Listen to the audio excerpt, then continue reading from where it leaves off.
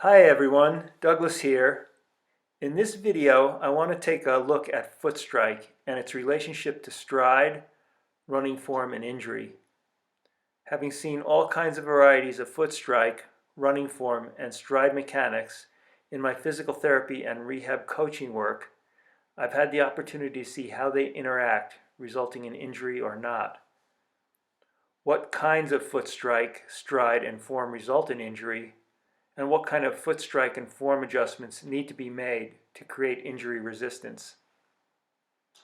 I will clarify in this video, 1. What is a healthy foot strike? When does heel striking really put you at risk?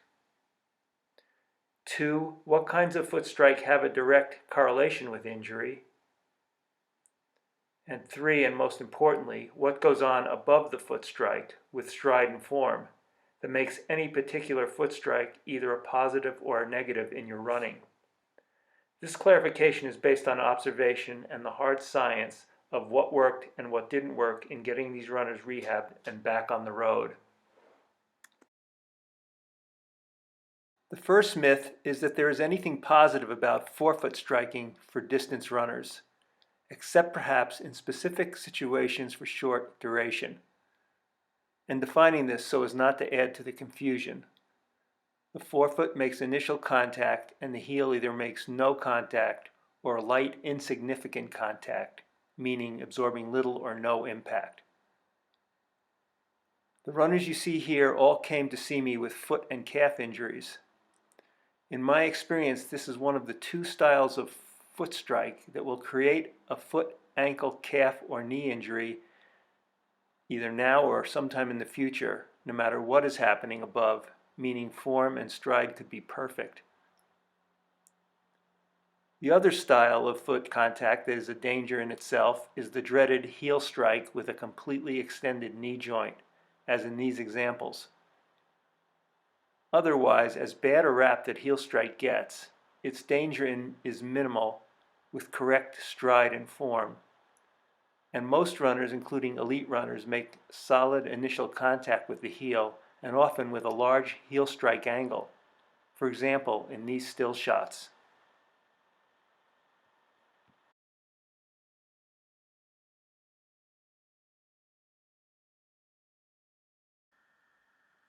So let's look at both problematic and optimal stride and form. Heel strike with the leg extended too far out front so that the lower leg is at an angle greater than perpendicular to the ground at foot plant is one indicator. And when significant weight bearing begins with the lead foot ahead of the body's center of mass is another example of unsustainable upper body mechanics and posture. This is defined as an overstride. There are three common styles of faulty running form that tend to generate the overstride. One is the runner that leans forward from the hip joint, leaving the pelvis behind. The second is a runner who arches their back into a bow shape with the hips back and the chest held high and back. The third runs with an upright torso and legs out front. This one is aptly called sitting back in the bucket.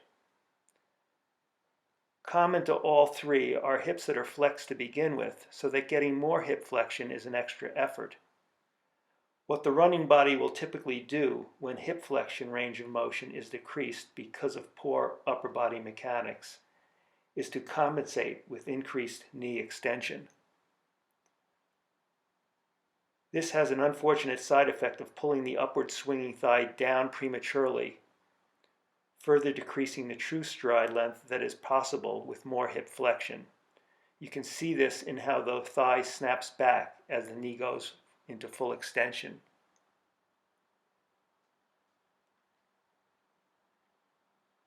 When a runner, because of optimal torso and pelvic alignment, can generate full hip flexion, as in this example, the thigh floats up, creating a large stride angle, which is the hallmark of good running form. In these split screen videos, before on the left and after on the right, you can see the runner's fluid response and ease of movement with corrected form and mechanics. In each of these cases, pain or injury cleared with improvements, sometimes rapidly, often regardless of foot mechanics, except in the case of the forefoot strikers, where it was the change to midfoot or heel strike that cleared the pain. In the first of the two forefoot runners had a foot injury, and the second of the two had chronic calf and Achilles tendon pain that would not respond to traditional therapies or extended rest. The third example is the arched back, with the chest held high and back. Here the hips are in constant flexion and the pelvis is not free to move, creating unwanted dominance of the thigh muscles. The fourth set of clips is the back in the bucket style of running, with the legs out in front of the upright torso, often resulting in hamstring strain. The final two clips are the bent forward at the hip style of running form that can generate any number of pain issues. Thanks for watching, and if you enjoyed this, please like and subscribe. And if you have any questions or would like to leave a comment, please do, or visit my website at www.radiantrunning.com.